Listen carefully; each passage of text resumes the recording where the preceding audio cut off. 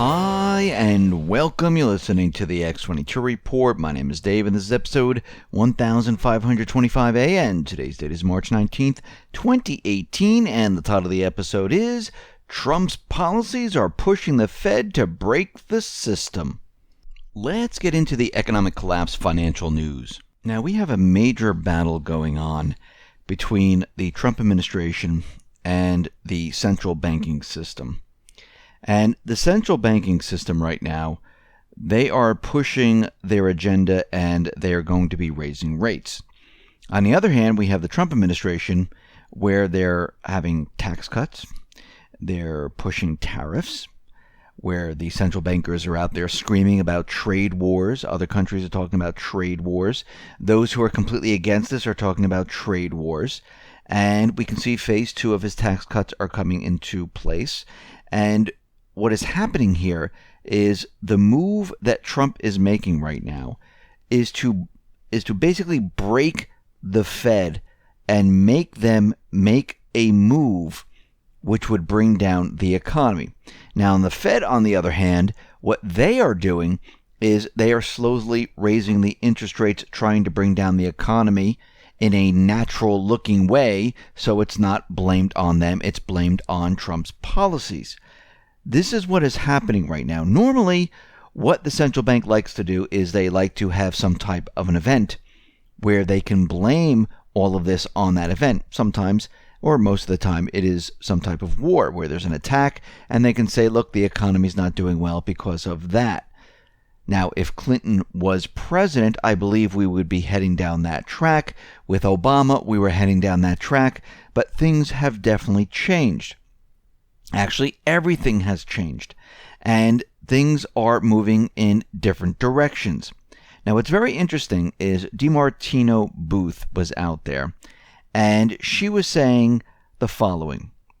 We just had a huge fiscal stimulus with the recent tax cut, but monetary policy is going in the opposite direction.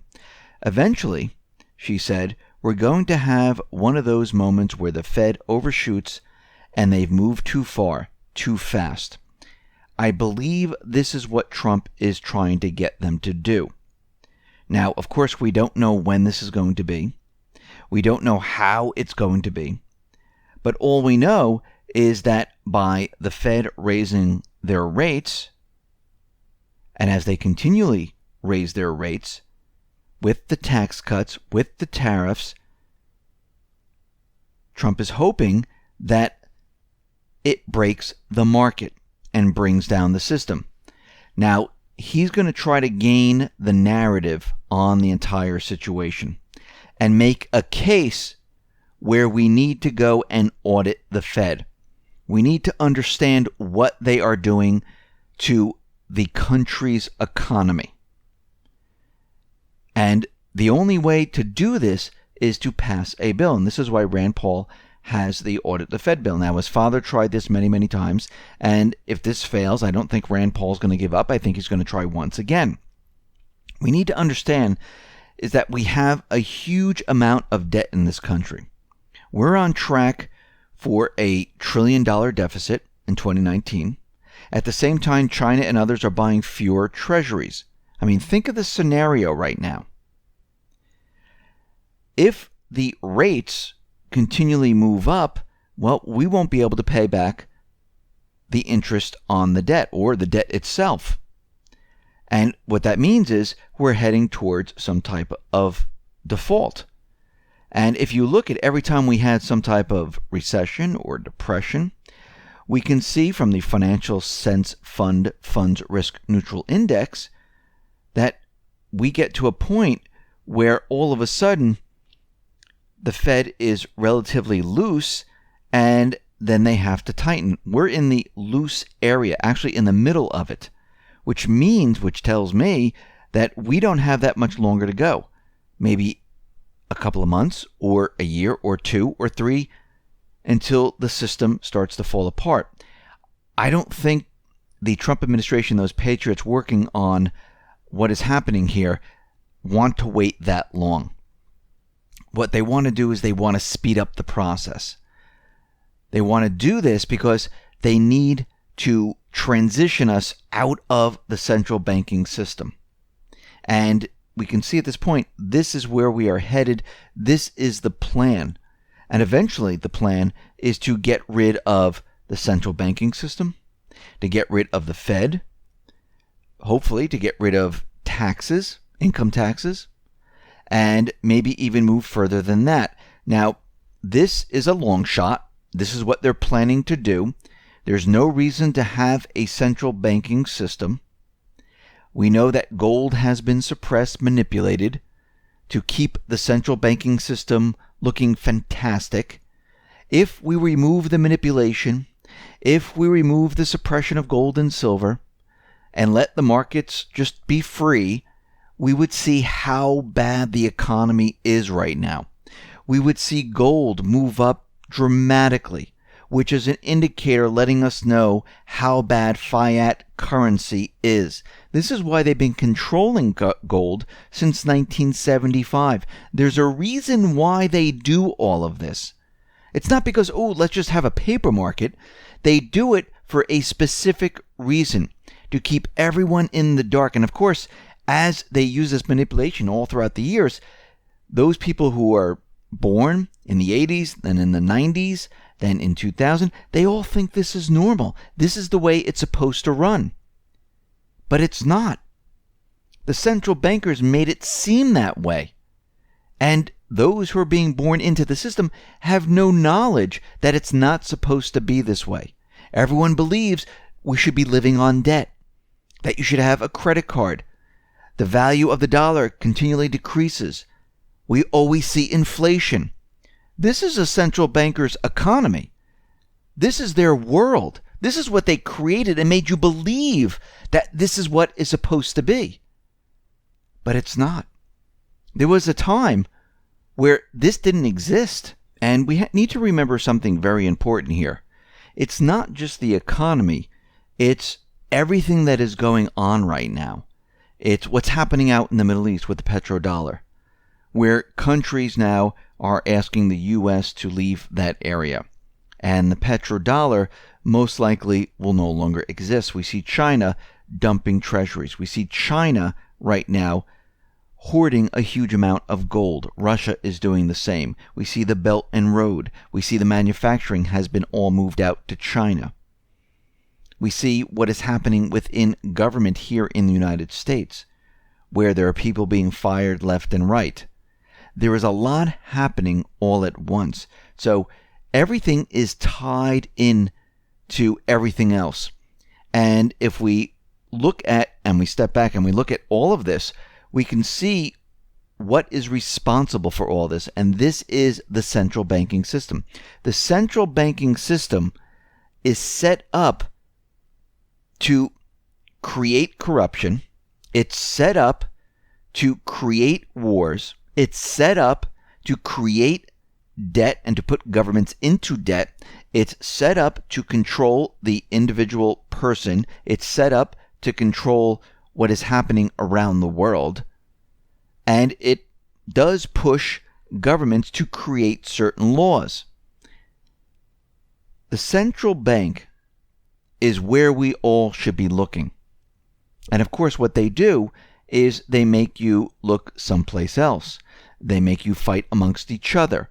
They make everyone believe that they have nothing to do with any of this. That's the beauty of their system. I'm not saying their system's great. I'm saying this is how their system's been working for many, many, many, many, many years.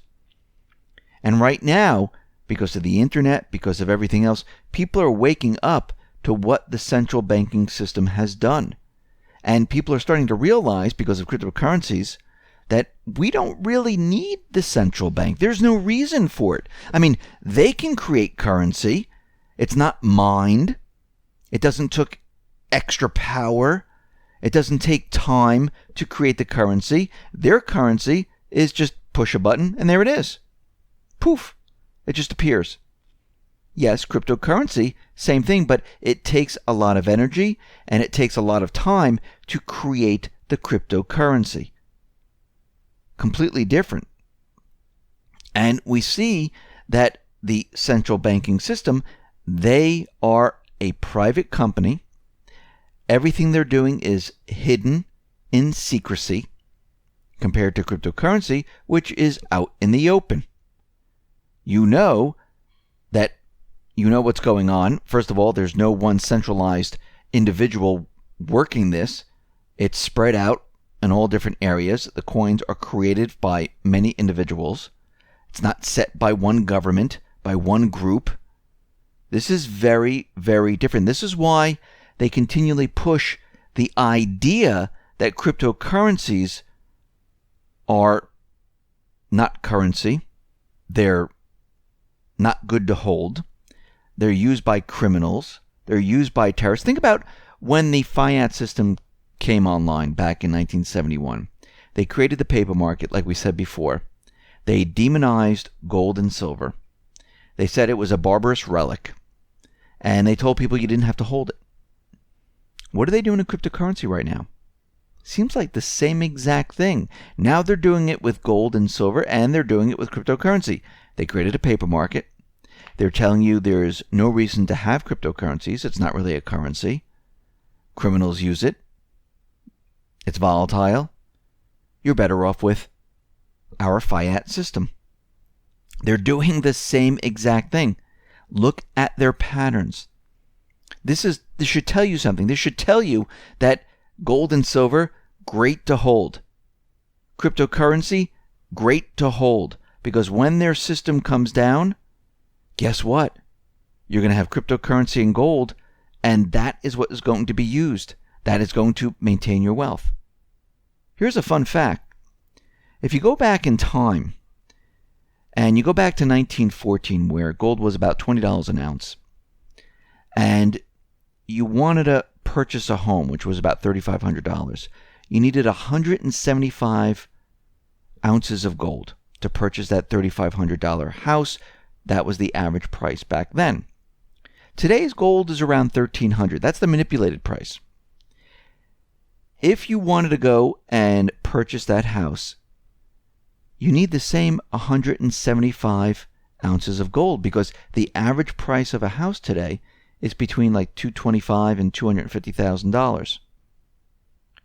And that 175 ounces of gold times $1,300 an ounce, well, you can purchase that average price of a house. So gold has basically been an insurance policy against inflation. If you took that same $3,500 back in 1914, can you purchase that house?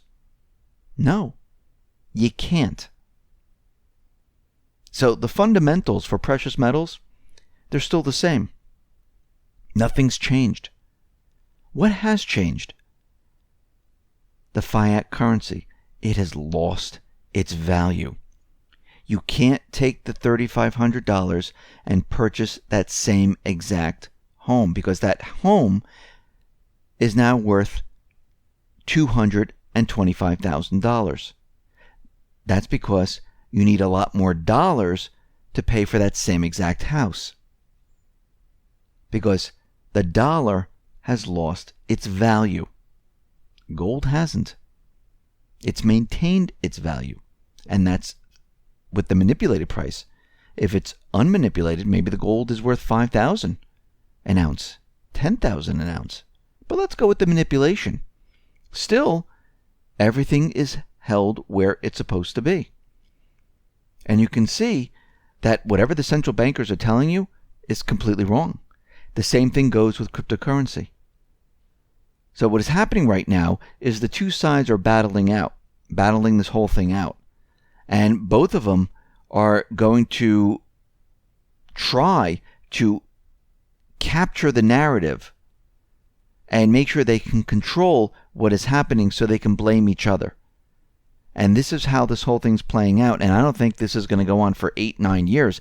I think this is going to happen maybe in a couple of months, maybe a year, 2 years. Don't know. I'm not a fortune teller, but we can see the writing is on the wall. We can see the indicators. We can see what is happening. And eventually, it's all going to go south. This is why you need to be prepared and ready. Listen, everyone, thanks a lot for listening. Be well, be safe, and especially be prepared. Thanks a lot.